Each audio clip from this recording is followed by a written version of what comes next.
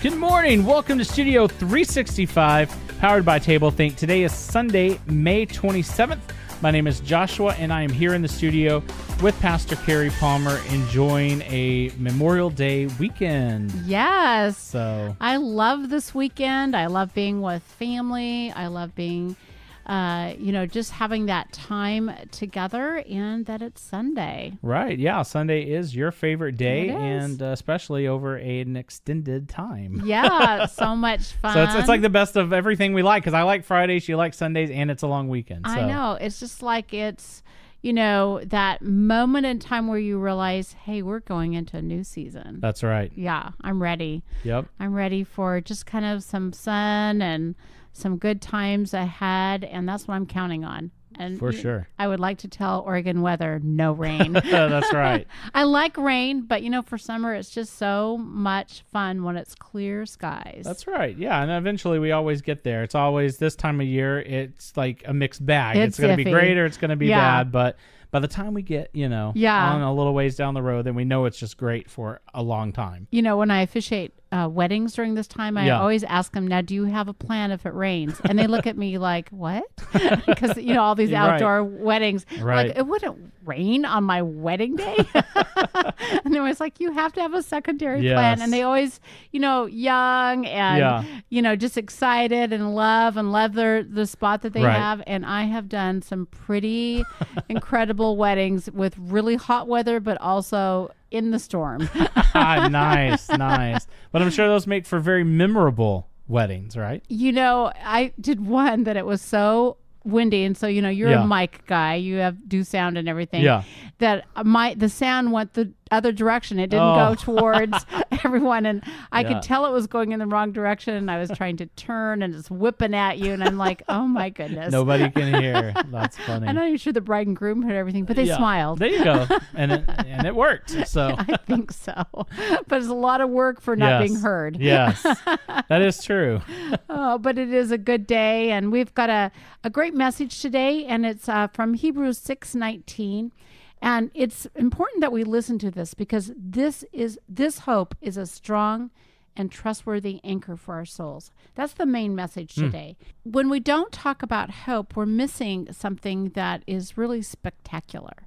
The fact that God has given us space to have hope, which really is an anticipation of more. When everything seems impossible, God has promised more. And that really is hope. And, it comes from all ages. And I know that you have worked with kids and probably have a more simple explanation of hope. I'm sure you do.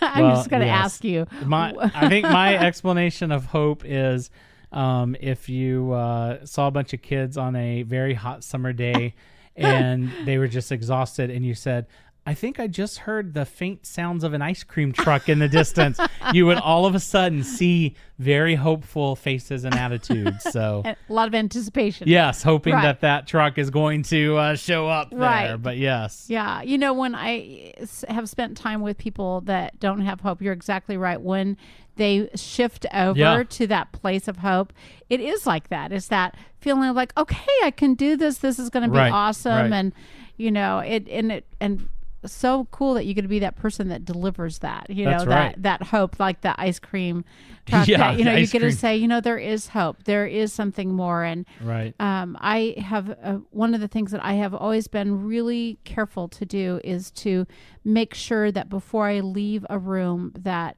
everyone knows that there's hope, that there is something more. And I had this group of people that we decided on more than one occasion to give what I call now a bucket of hope.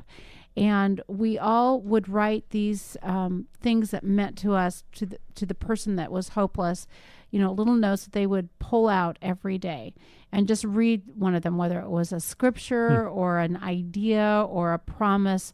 And we just called it, here's your bucket of hope. That's cool. Yeah. So it's amazing what happens to people when they know that someone's cheering you on, that someone believes that you're going to cross over that pathway from hopelessness to hope. And I had one individual that told me after a great tragedy that there was no way to have hope in the midst of this tragedy.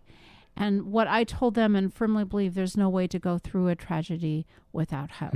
That's good. And I think that that's what we need to remember, that we're all of us face something at one time or another that we're going to have to choose to have hope, and to let that hope have an anchor in us. And so, that ice cream truck, did the kids finally get their ice cream? They do. Yes. The hope was in good, what am I looking for? The hope was in good spirits. It came true. Yes. Well, and that's really this weekend. I think maybe those ice cream trucks are going to be out again. That's right. So there's hope for all of us. Exactly. Nothing like ice cream. So you know what, Joshua and friends, I will talk to you tomorrow in Studio 365, and I pray that you have a lot of hope. Yes, and be on the lookout. Those ice cream trucks will be making their rounds. So, hey, once again, thank you for joining us. If you haven't listened to that new podcast yet, Studio 365 After Hours, make sure to go to our website and check that out, studio365daily.com. You will find it there, and we will see you back here tomorrow for another Studio 365.